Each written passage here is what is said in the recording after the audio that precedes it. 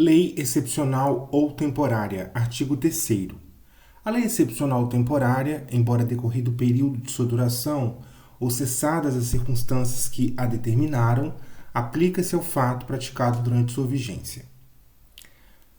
O artigo 3º trata das leis temporárias e excepcionais. Ambas são características de ambas: autorrevogáveis, ultrativas. Autorrevogáveis se tem por revogadas após a data marcada para o término de sua vigência, as temporárias, ou quando da cessação do período excepcional nela grafados, as excepcionais. Se tem por revogadas após a data marcada para o término de sua vigência, as temporárias, ou quando da cessação do período excepcional nela grafados, as excepcionais. Ultrativas, porque os fatos ocorridos em sua vigência continuam por ela regulado mesmo depois da revogação. Em regra, a ultratividade é gravosa, é o que se chama de efeito carrapato.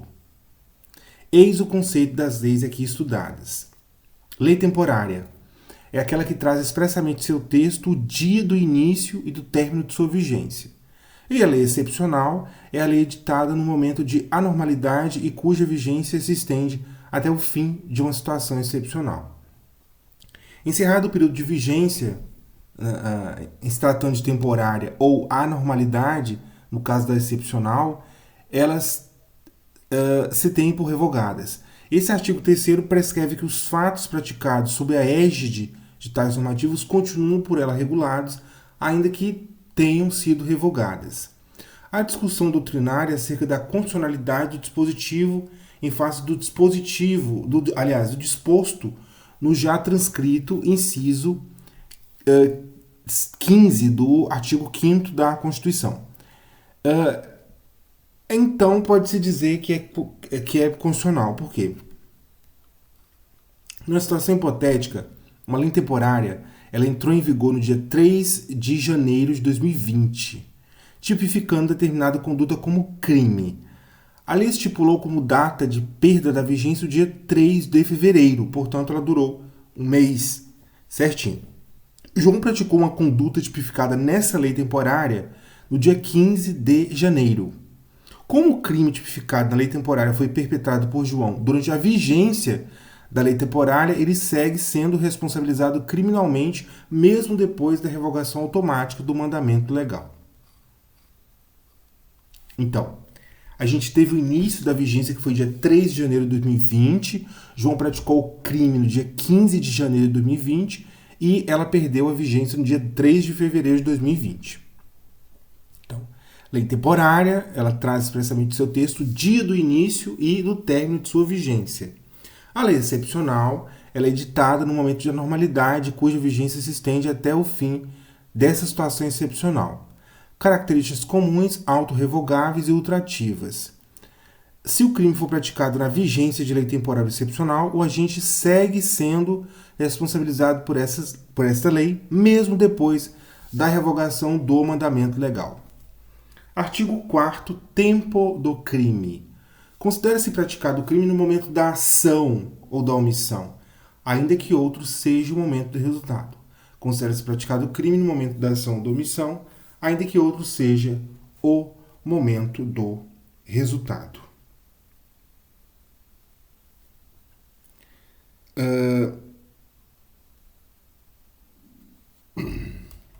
Teoria do crime.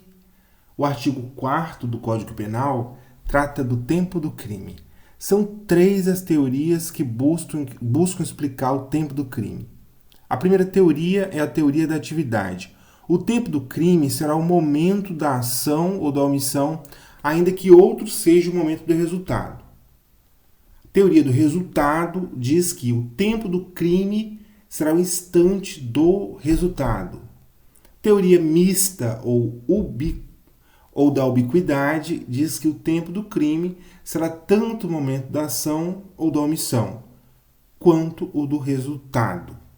O nosso Código Penal ele adota a teoria da atividade, que é o tempo do crime é importante para saber qual lei aplicar ao caso concreto. O tempo rege o ato. Para verificar a imputabilidade do agente, aferir sua maioridade ou minoridade, por exemplo. Então, a teoria da atividade diz que o tempo do crime será o momento da ação ou da omissão, ainda que outro seja o momento do resultado. É o momento da ação ou da omissão. O tempo do crime adotado pelo Código Penal é o momento da ação ou da omissão, ainda que outro seja o momento do resultado. Importante salientar que nos crimes permanentes o tempo do crime dura enquanto durar a permanência. Sendo assim, a aferição da idade do agente nos crimes permanentes deve ser feita no dia da permanência, para determinar se o agente é ou não imputável.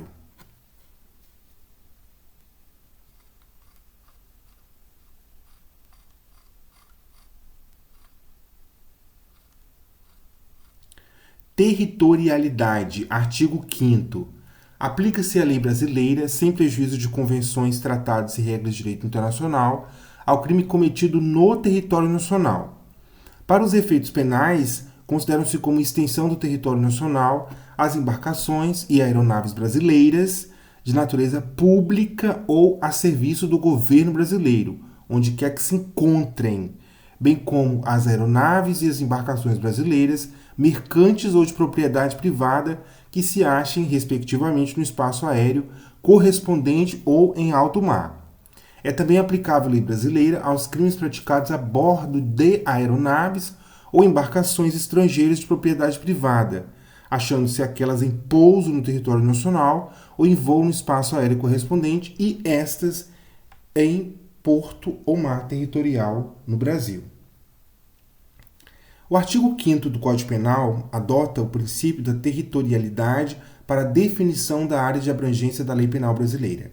De acordo com tal princípio, aplica-se lei brasileira aos crimes praticados no território nacional. Então, foi utilizada a teoria temperada. Aplica-se a lei brasileira sem prejuízo de tratados e regras de direito internacional.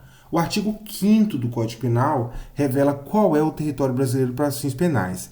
Além do nosso território geográfico, acima do território geográfico e abaixo dele, inclusive, e também da extensão do mar territorial.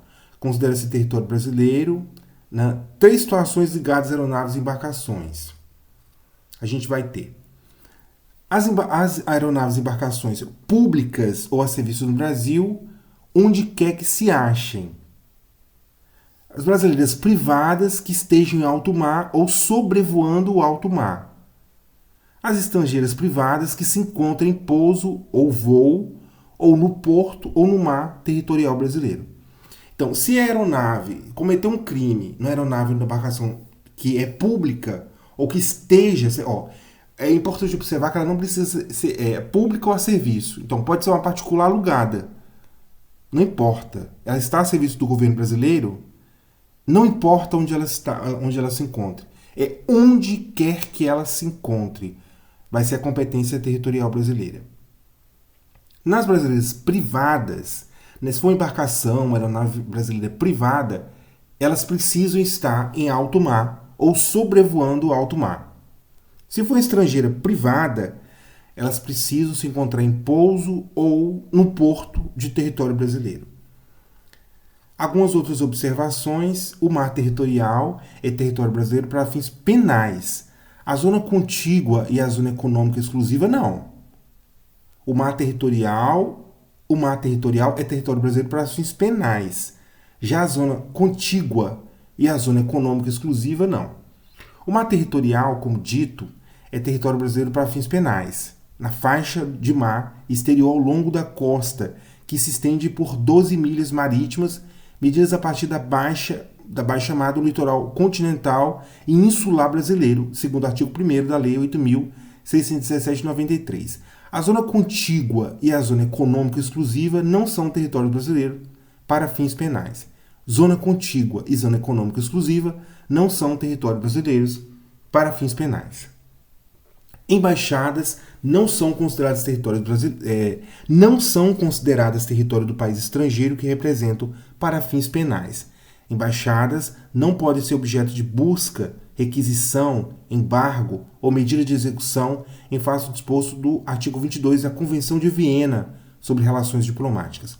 A Embaixada dos Estados Unidos do Brasil, por exemplo, é território brasileiro para fins penais. O artigo 3º da Lei 8.617 de 93 dispõe acerca da passagem inocente. A passagem será considerada inocente desde que não seja prejudicial à paz, à boa ordem ou à segurança do Brasil, devendo ser contínua e rápida. Em caso de passagem inocente, não se aplica a lei penal brasileira ao crime cometido no interior da embarcação. Artigo 6º, lugar do crime. Considera-se praticado o crime no lugar em que ocorreu a ação ou omissão, no todo ou em parte, bem como onde se produziu ou deveria produzir-se o resultado. O artigo 6º do Código Penal trata do crime acerca do tema, cumpre avaliar novamente 3 teorias já estudadas quando da análise do artigo 4º do Caderno Repressivo: o da atividade, o do resultado e da ubiquidade. Teoria da atividade considera-se cometido o crime no lugar da ação ou da omissão, que é adotada pelo Código Penal. O do resultado considera-se cometido o crime no lugar do resultado. E a ubiquidade considera-se praticado o crime tanto no lugar da ação quanto no lugar da omissão. Tanto no lugar da ação ou da omissão, quanto também do lugar do resultado. Mas da atividade considera-se cometido o crime no lugar da ação ou da omissão.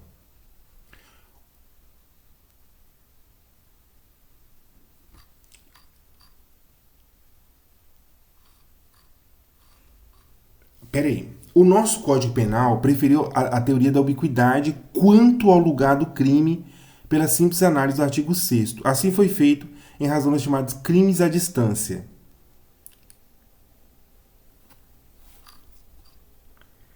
Considera-se praticado crime no lugar em que ocorreu a ação ou omissão, no todo ou em parte, e também onde se produziu ou deveria produzir-se o resultado. Então, o lugar do crime é a teoria da ubiquidade.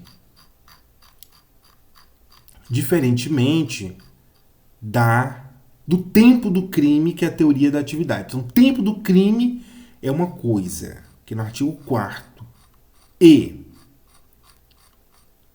E lugar do crime é outra coisa. Lugar do crime, teoria da ubiquidade, porque precisa abarcar os crimes cometidos à distância, não pode ficar sem resolução.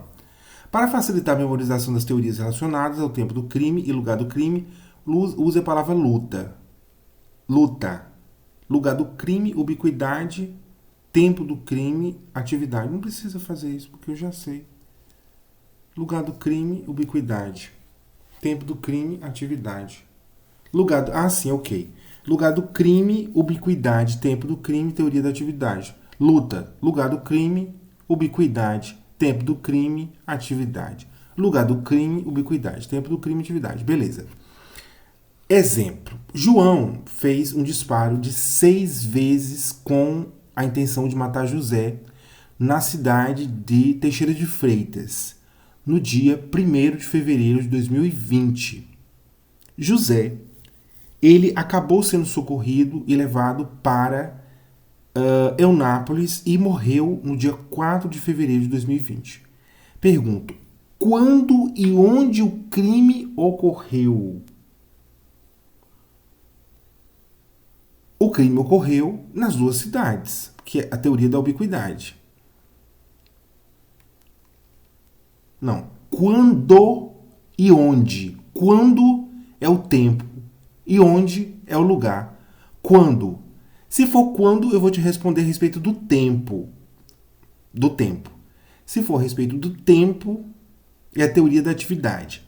Em face da adoção da teoria da atividade em relação ao tempo do crime, o crime foi perpetrado no dia 1º de fevereiro de 2020. Tempo do crime, exato instante da atividade. Por ter o Código Penal adotado a teoria da ubiquidade em relação ao lugar do crime, o lugar do crime pode-se dizer que foi em Teixeira de Freitas e em Eunápolis. Que o lugar do crime usa a teoria da ubiquidade. Agora, o tempo do crime usa a teoria da atividade.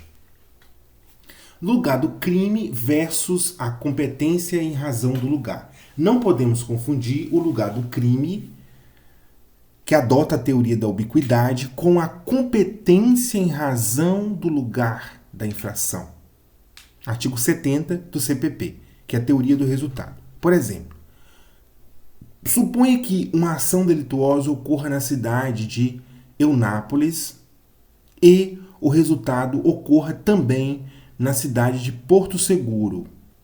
A conclusão diante da análise dos dois diplomas, do Código Penal e do CPP, o lugar do crime será tanto a cidade, o lugar do crime será tanto a cidade de Eunápolis quanto a de Porto Seguro. Quanto à cidade, o lugar do crime será tanto a cidade de Eunápolis quanto de Porto Seguro. Já o juízo competente para conhecer do caso criminal será o da cidade de Porto Seguro, que adota a teoria do resultado, que é o lugar da consumação do crime. Então, são dois institutos diferentes. Não pode confundir o lugar do crime com a competência em razão do lugar. Não pode confundir. Artigo 6º do Código Penal adota a teoria da ubiquidade. Considera-se praticado o crime no lugar da ação, omissão e, ou seja, também no lugar do resultado. O e pode-se dizer também. Considera-se praticado o crime no lugar da ação ou da omissão e também no lugar do resultado. Então, se ele atirou e o tiro atravessou 3 cidades,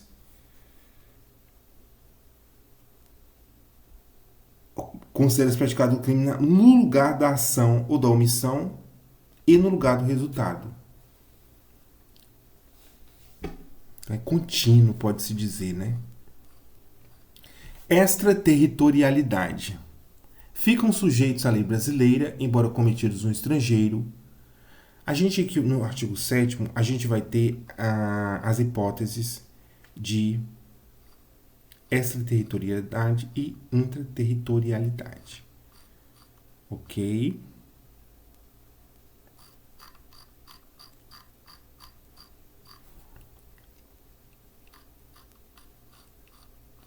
Extraterritorialidade. Ficam sujeitos à lei brasileira, embora cometidos no estrangeiro. No inciso 1, a gente vai ter os crimes contra a vida ou a liberdade do presidente da República. Não importa se foi cometido aqui no Brasil ou se foi cometido no estrangeiro. Na verdade, é o seguinte, não é se como foi cometido no Brasil. Mesmo que cometido no estrangeiro, fica sujeito à lei brasileira. Não importa. Em primeiro lugar, a gente vai ter os crimes cometidos contra a vida ou a liberdade do presidente da República. Primeiro ponto é a vida ou liberdade do chefe de Estado. A letra B diz que crimes contra o patrimônio ou a fé pública da União, do DF, Estado, município, empresa pública, sociedade de economia mista, autarquia, fundação pública, instituída pelo poder público. Letra C, crimes contra a administração pública por quem está a seu serviço. E o crime de genocídio quando o agente for brasileiro domiciliado no Brasil. Então, crimes contra a vida do presidente da República, contra o patrimônio e a fé pública das entidades públicas, contra a administração pública por quem está a seu serviço, do genocídio quando o agente for brasileiro domiciliado no Brasil.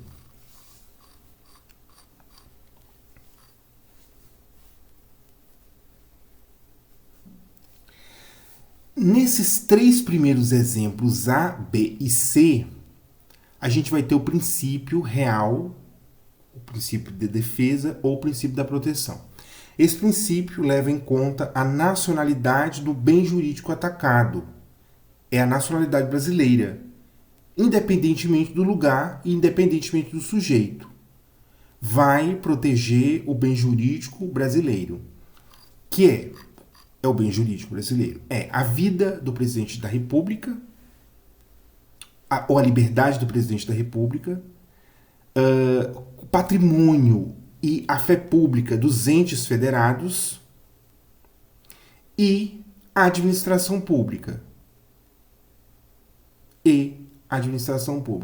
Então, é o princípio real. No letra D do inciso 1, a gente vai ter o princípio da justiça universal, na questão do genocídio. Porque todo Estado tem o direito de punir qualquer crime desde que o criminoso esteja em seu território. Crimes com alcance internacional. Então, para o genocídio, o agente ele é brasileiro, ele praticou um genocídio fora do Brasil, ou esse genocida ele é domiciliado aqui no Brasil. Ele é brasileiro ou ele é domiciliado aqui no Brasil. Também ficam sujeitos à lei brasileira, embora cometidos no estrangeiro, os crimes que, por tratado ou convenção, o Brasil se obrigou a reprimir. Aqui também a gente vai ter outro exemplo do princípio da justiça universal. A justiça universal, ela diz que todo Estado tem o direito de punir qualquer crime desde que o criminoso esteja em seu território. Crimes com alcance internacional. Genocídio é igual, né, o mesmo princípio que, por tratado ou convenção, o Brasil se obrigou a reprimir. Tratado ou convenção, o Brasil se obrigou a reprimir. Crimes praticados por brasileiro. Por brasileiro. É o princípio da nacionalidade ativa. Aplica-se a lei nacional ao cidadão que comete crime no estrangeiro, independentemente da nacionalidade do sujeito passivo, para prevenir a impunidade, já que os nacionais, via de regra, não podem ser extraditados. O cara comete um crime no estrangeiro e ele vem para o Brasil. Ele não pode ser extraditado, mas ele pode responder a um processo criminal. Então, se é um brasileiro, não importa contra quem ele praticou o crime, ele vai ser processado e vai ser julgado conforme a lei brasileira, porque ele é um brasileiro.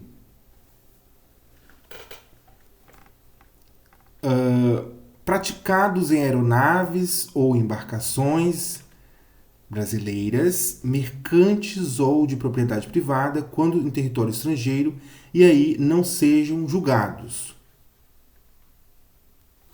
Princípio real. O princípio real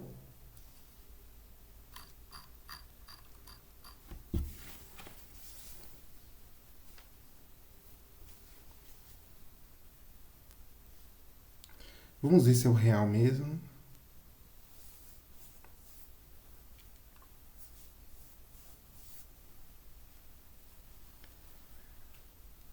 Incondicionadas, ok. Praticados em aeronaves e embarcações brasileiras, mercantes ou de propriedade privada, quando em território estrangeiro, e aí não sejam julgados. Nos casos do inciso 1, o agente é punido segundo a lei brasileira, ainda que absolvido ou condenado no estrangeiro. Então, o inciso 1 todo, como o Brasil ele precisa dar uma resposta para a sociedade com relação aos crimes contra a vida, liberdade do presidente, crimes contra o patrimônio dos entes estatais, crimes contra a administração e genocídio, o agente é punido segundo a lei brasileira, ainda que absolvido ou condenado no estrangeiro. No caso do inciso 2, a aplicação da lei brasileira vai depender do concurso de algumas condições. Entrar o agente no território nacional, ser o fato punível também no país em que foi praticado, estar o crime incluído entre aqueles pelos quais a lei brasileira autoriza a extradição, não ter sido agente absolvido no estrangeiro ou não ter aí cumprido a pena, não ter sido agente perdoado no estado estrangeiro ou por outro motivo não está extinta a punibilidade segundo a lei mais favorável. A lei brasileira aplica-se também ao crime cometido por estrangeiro contra o brasileiro fora do Brasil, se reunidas as condições previstas no parágrafo anterior. Não foi pedida ou foi negada a extradição, houve requisição do ministro da Justiça. Aqui a gente vai ter todo um caso de extraterritorialidade.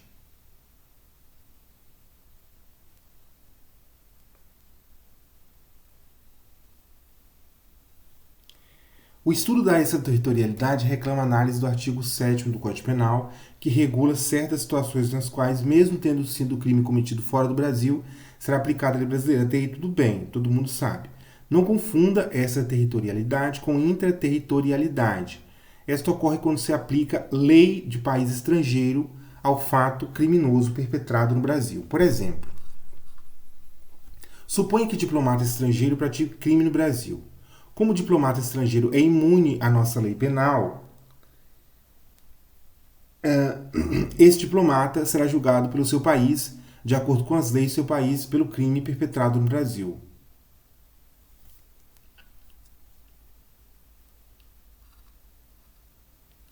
Extraterritorialidade incondicionada versus condicionada. A extraterritorialidade pode ser condicionada ou incondicionada. As condições estão no parágrafo 2º do mesmo artigo. Princípios dos incisos presentes. Nacionalidade ativa, aplica-se a lei nacional ao cidadão que comete crime no estrangeiro, independentemente da nacionalidade do sujeito passivo, para prevenir a impunidade, já que os nacionais, de regra, não podem ser extraditados. Nacionalidade passiva, aplica-se a lei nacional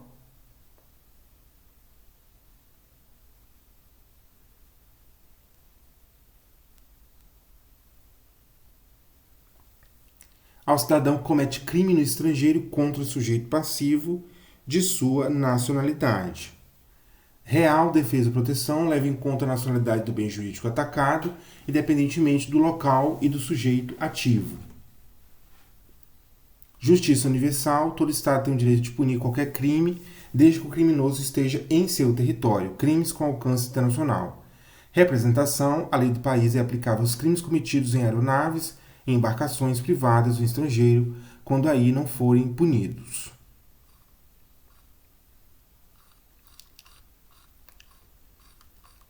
Artigo 8º, pena cumprida no estrangeiro. A pena cumprida no estrangeiro atenua a pena imposta no Brasil pelo mesmo crime, quando diversas, ou nela é computada quando idênticas.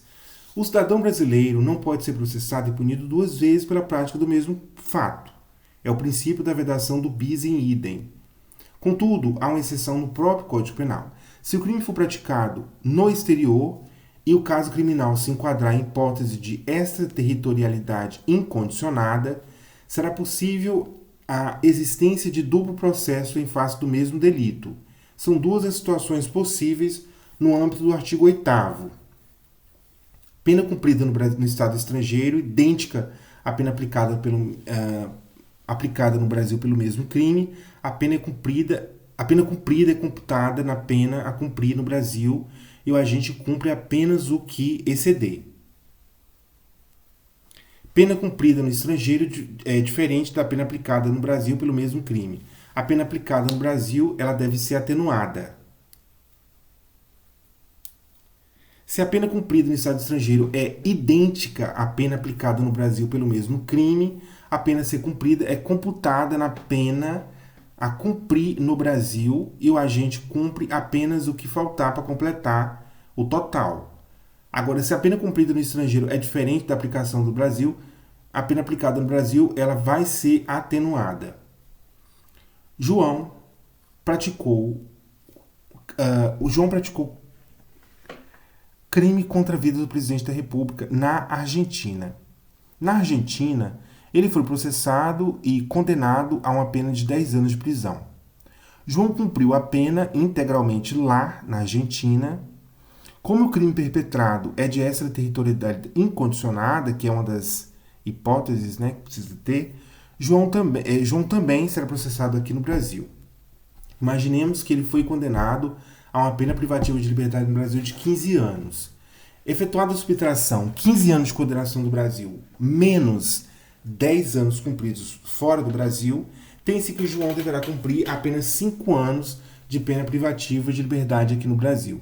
É possível aplicar a regra do artigo 8º do Código Penal em hipótese de reconhecimento da territorialidade da lei brasileira. Supõe, segundo as regras prescritas pelo artigo 5º do Código Penal, seja detectado que o delito foi praticado no Brasil.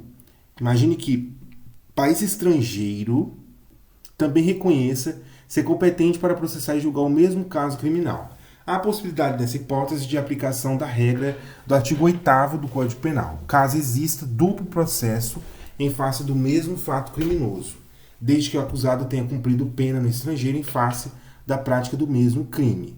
Analisando o caso concreto, o STJ afirmou ser possível continuidade da ação penal no Brasil em face de crime julgado em definitivo pela Suíça.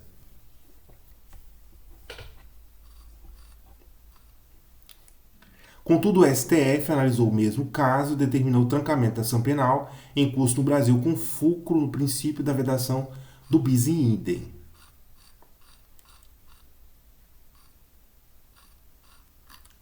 Artigo 8º, eficácia de sentença estrangeira. A sentença estrangeira, quando a aplicação da lei brasileira produz na espécie as mesmas consequências, pode ser homologada no Brasil para obrigar o condenado à reparação do dano, à restituição e outros efeitos civis, sujeitá-lo à medida de segurança. Parágrafo único. A homologação depende, para os efeitos do previsto inciso 1, de pedido da parte interessada. Para os outros efeitos, da existência de tratado de extradição com o país de cuja autoridade judiciária emanou a sentença ou na falta de tratado de requisição do ministro da Justiça. Eficácia da sentença estrangeira. A competência para homologação da sentença estrangeira é do STJ, conforme artigo 105, inciso 1, a linha I da Constituição. Contagem do prazo. O dia do começo inclui-se no cômputo do prazo. Contam-se os dias, os meses e os anos pelo calendário comum. O prazo penal é diferente do prazo processual penal. No prazo penal, o dia do no CPP, o dia do começo não é computado. O prazo processual penal começa a correr do primeiro útil subsequente ao evento, na forma do parágrafo 1º do artigo 198 do CPP. Todos os prazos correrão em cartório e serão contínuos e peremptórios, não se interrompendo por férias, domingo ou feriado. Não se computa no prazo o dia do começo, incluindo-se, porém, o do vencimento. Já no caso do penal, o dia do evento é computado como o primeiro dia na contagem. Por exemplo, Pedro, condenado, iniciou o cumprimento de sua pena privativa de liberdade no dia 10 de janeiro de 2020. Como se trata de prazo penal, cumprimento de pena, o dia em que o agente foi encarcerado será o primeiro dia na contagem do prazo. Frações, não importa se ele foi preso de manhã ou à noite, ou 11h59. Ele foi preso no dia 10/1, e isso já conta como um dia. Frações não computáveis na pena. Desprezam-se nas penas privativas de liberdade, nas restritivas de direito, as frações de dias e, na pena de multa, as frações de reais. O artigo 11 determina que se despreze frações de dia nas penas privativas de liberdade, horas, minutos, segundos, etc. E frações de real, ou seja, centavos, na pena de multa. As regras gerais deste Código aplicam-se aos fatos incriminados por lei especial, se essa não dispuser de modo contrário, de modo diverso. O Código Penal tem 120 artigos em sua parte geral. Seria ilógico repetir esses dispositivos gerais em todas as leis extravagantes.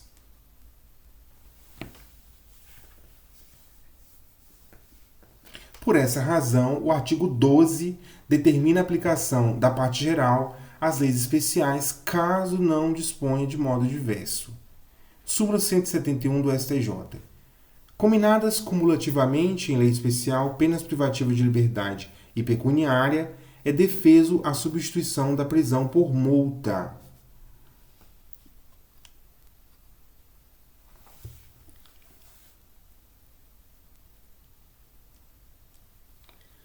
Mapa mental do conceito analítico de crime. Antes de adentrar no estudo do artigo 13, é importante construir o mapa mental relativo ao conceito analítico de crime, Ele é importante para estudar. Só que esse mapa não ficou muito legível. Mas vamos lá. Título 2 do crime, artigo 13, relação de causalidade. O resultado, que depende da existência do crime, somente é imputável a quem lhe deu causa. Considera-se causa a ação ou omissão sem a qual o resultado não teria ocorrido. Superveniência de causa independente. A superveniência de causa relativamente independente exclui a imputação quando por si só produziu o resultado. Os fatos anteriores, entretanto, imputam-se a quem os praticou. Relevância da omissão. A omissão é plenamente relevante quando o omitente devia e podia agir para evitar o resultado. O dever de agir incumbe a quem tenha por lei obrigação de cuidado, proteção ou vigilância. De outra forma, assumiu a responsabilidade de impedir o resultado. Com seu comportamento anterior, criou o risco da ocorrência do resultado. Relação de causalidade, artigo 13, em seu caput do nexo de causalidade. Teoria adotada pelo Código Penal. A teoria adotada pelo Código Penal, acerca do nexo de causalidade, em regra, foi a teoria da equivalência dos antecedentes, conditio sine qua non. Adotamos no parágrafo 1º, do artigo 13 do Código Penal, a teoria da causalidade adequada. Concausas. É importante estudar as concausas absolutamente dependentes e as concausas relativamente dependentes. Acerca das concausas absolutamente dependentes, temos pré-existente. Existe antes da conduta e atua independentemente da ação do agente. O resultado iria ocorrer de qualquer forma. Por exemplo, João atira em José com a intenção de matar José. Só que José ele não morre em consequência dos tiros recebidos, mas em razão de veneno que Mário já tinha dado para ele de manhã, no café da manhã. Veja que o veneno administrado por Mário foi antes dos tiros, por isso a concausa é pré-existente. Ademais, João não agiu em concurso com Mário, por isso a concausa é absolutamente independente. Ela é concausa pré-existente e absolutamente independente. Pré-existente e absolutamente independente. Concausa concomitante não tem relação com a conduta, mas por coincidência atua no mesmo instante desta. Por exemplo, enquanto João inoculava veneno em José com a intenção de matar José, Mário ele vem rapidamente ao ambiente e mata José a tiros. Note que as duas concausas agem juntas, mas foi uma mera coincidência. Não havia concurso entre eles. É uma concausa concomitante. Concausa superveniente. Atua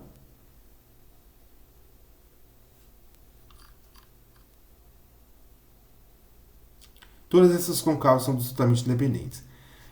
Concausa superveniente. Atua após a conduta e produz o resultado por si só. Exemplo. João envenenou José com a intenção de matar José. Mas antes do veneno, antes do veneno produzir o efeito fatal, Mário mata José a tiros. Note que os tiros foram disparados depois da administração do veneno, por isso a concausa é superveniente.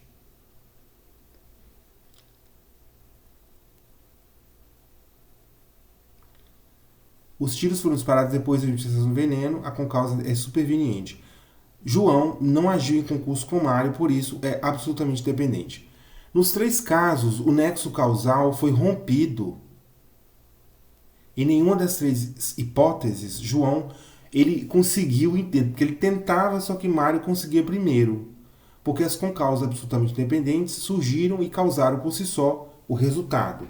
Em todos os exemplos, João vai responder por tentativa de homicídio, já que nos 3 exemplos ele tinha a intenção de matar a vítima, mas não conseguiu. Tentativa de homicídio.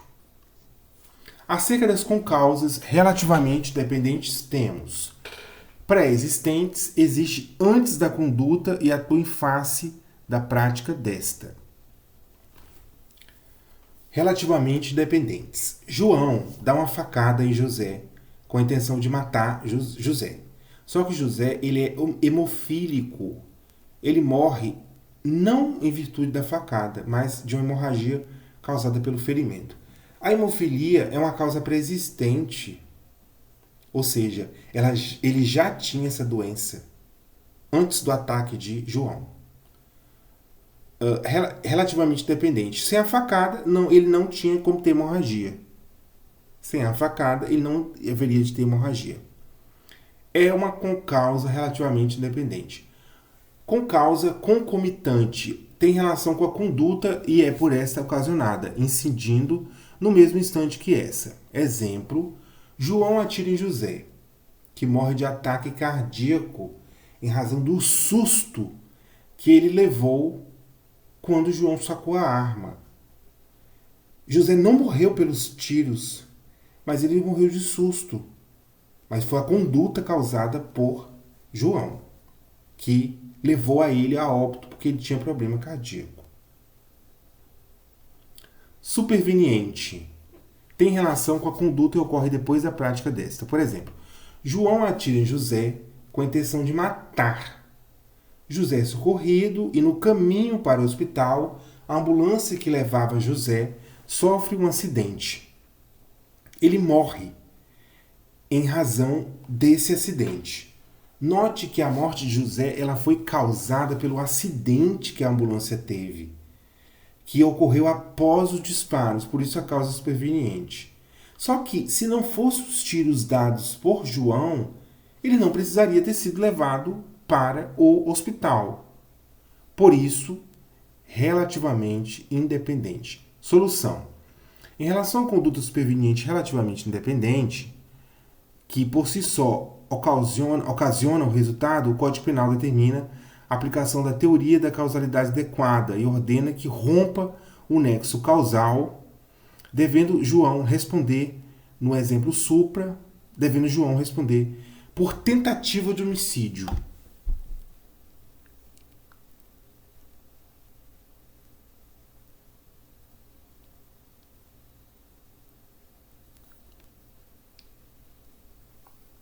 No tocante aos exemplos relativos às condutas pré-existentes e concomitante,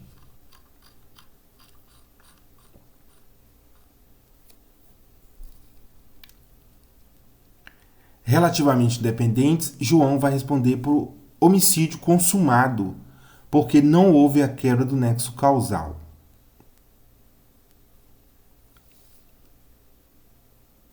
Na hipótese 1, que trata da concausa relativamente dependente pré-existente, exige que o agente saiba que a vítima é hemofílica, para evitar que a responsabilidade penal seja objetiva. Então, aqui na 1, pré-existente concomitante, ele responde por homicídio consumado. E na que a ambulância tombou, ele vai responder por tentativa de homicídio.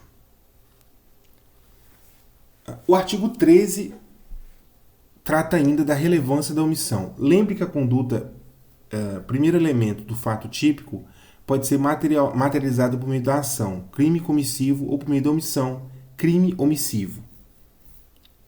O crime omissivo pode ser próprio, quando a lei pune o não agir.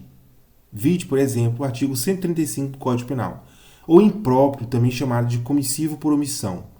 Crimes materiais os quais se observa o nexo jurídico entre omissão e resultado.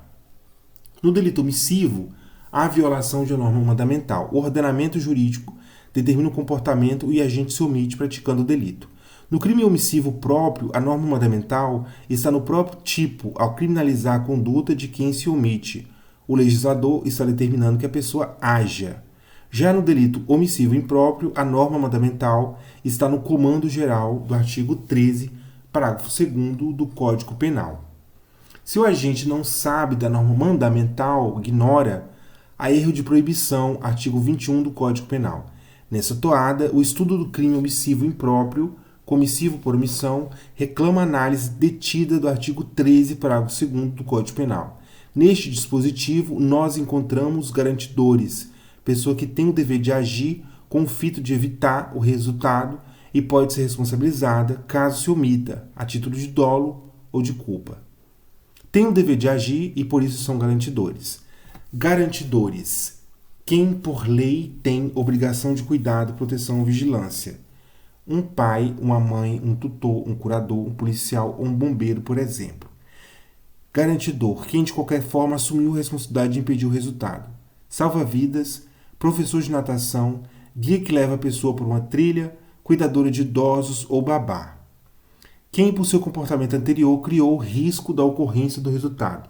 A pessoa que joga um indivíduo que não sabe nadar numa piscina. As questões que cobram relevância da omissão reclamam que o candidato identifique o personagem, se o personagem é um garantidor, observe se o garantidor podia agir, observe se o garantidor se omitiu. Verifica se a omissão foi dolosa ou culposa. Conforme o caso, o garantidor que se omitiu, podendo agir, responderá pelo resultado a título de dolo de culpa. Por óbvio, se a omissão for culposa, só haverá responsabilização penal se houver previsão de punição para a modalidade culposa de crime estudado. Por exemplo, João, que é salva-vidas, ele atua na piscina, passa a tarde de trabalho mandando e recebendo mensagens em seu telefone celular, deixando de prestar atenção nas crianças que brincam na água. Suponha que uma criança peça socorro e João não vê. E essa criança acaba se afogando e morrendo. Usando os passos acima, João é garantidor e podia agir. Mas ele se omitiu, não salvou a criança que pediu socorro.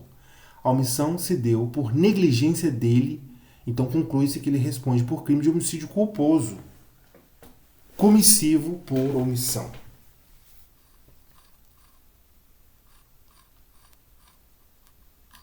Comissivo por omissão.